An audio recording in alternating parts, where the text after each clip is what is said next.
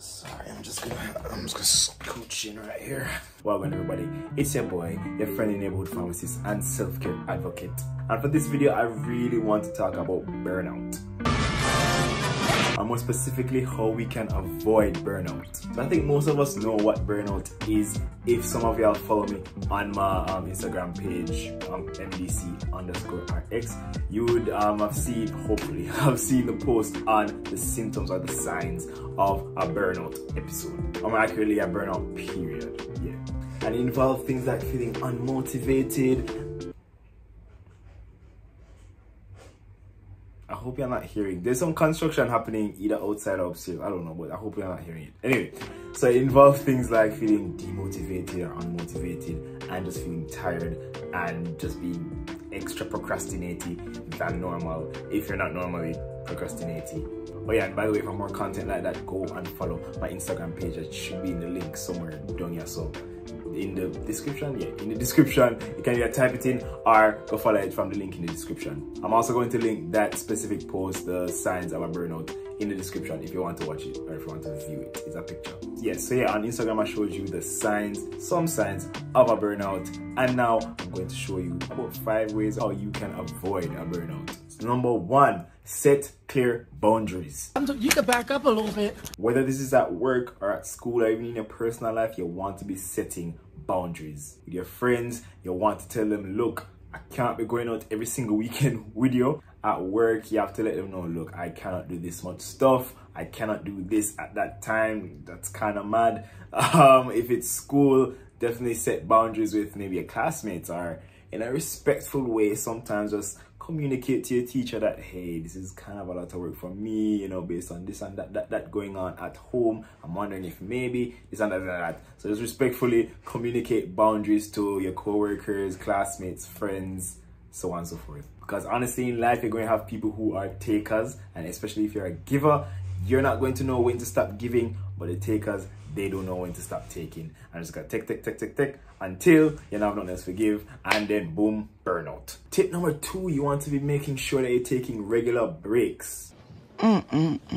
Today drained me. Now this can be breaks from work, breaks from probably schoolwork or too much studying maybe. I for one know I'm a big grown man in the work life, so I make sure I take breaks at work, especially when I'm feeling a bit overwhelmed. Take a little break. And for my working people, make sure you're taking your lunch break. I know sometimes it's tempting to work through your lunch break. Sometimes for me, based on certain timelines, I just feel like, yo, let me just work through my lunch break so I can get rid of some of these things. Try not to make it a habit, but I do it sometimes. But what I do is I definitely take that sometime else, or I probably take, like, instead of 1 full hour sometime else, I'll take like a 30-minute break here and a 30-minute break here after that period. But you know, definitely take it back.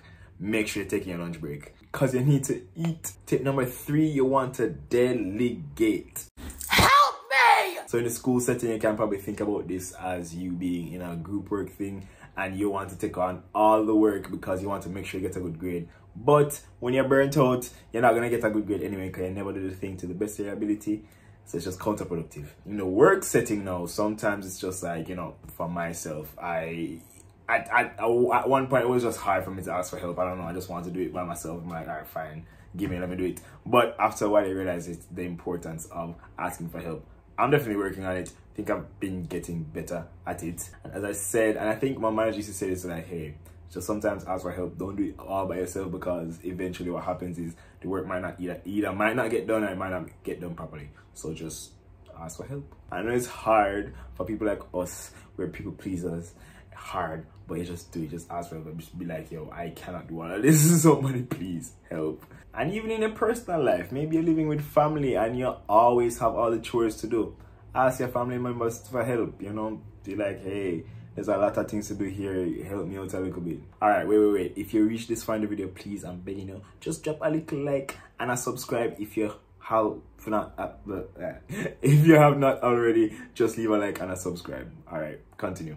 Tip number 4, you want to make sure you're prioritizing self-care activities. I gotta put me first, Lucian. Now, this entire thing can be looped under just prioritizing self-care, just trying to avoid a burnout. But right now, I really wanted to point out the specific point of prioritizing self-care activities, and not just self-care in general, but self-care activities. So this can include your mindfulness activities, so mindful meditation. You want to make sure that you're exercising, reading, any activity that helps you feel better mentally and physically. Definitely be prioritizing those activities over whatever task you have to do reasonably, because I hear this quote over and over again, and it's so true. If you don't take the time to take care of your body is going to take the time for you, and you don't want that. So yeah, definitely prioritize activities that can boost your physical health, boost your mental health, boost your emotional health, spiritual health. Hey, holistically boosting your health is definitely a priority for you to avoid a burnout.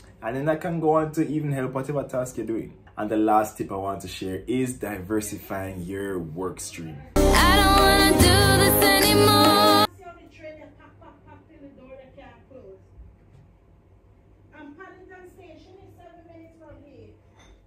Anyway,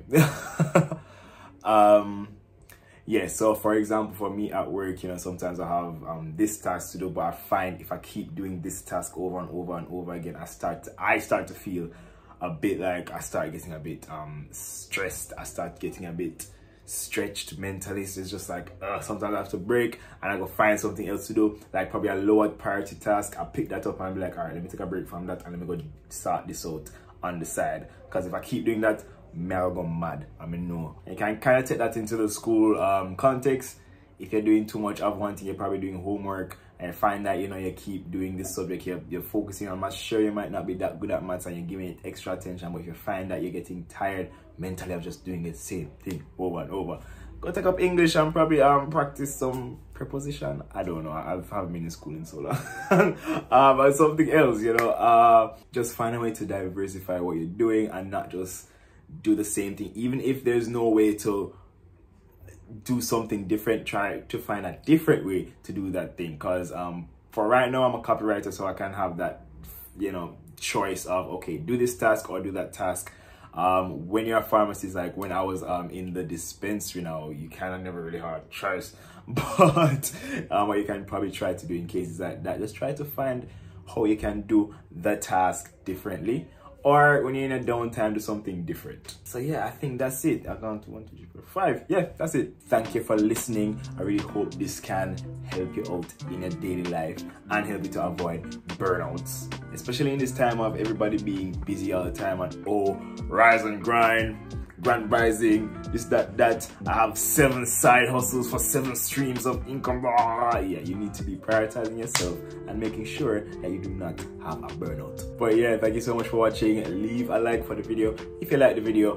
Leave some comments if you like content like this and you want to see more content like this on this channel. Don't forget to follow me over on Instagram as well, and if you want to, follow me on TikTok as well. And please subscribe to the channel, it really helps out. All right, thank you guys so much for watching, and see you later.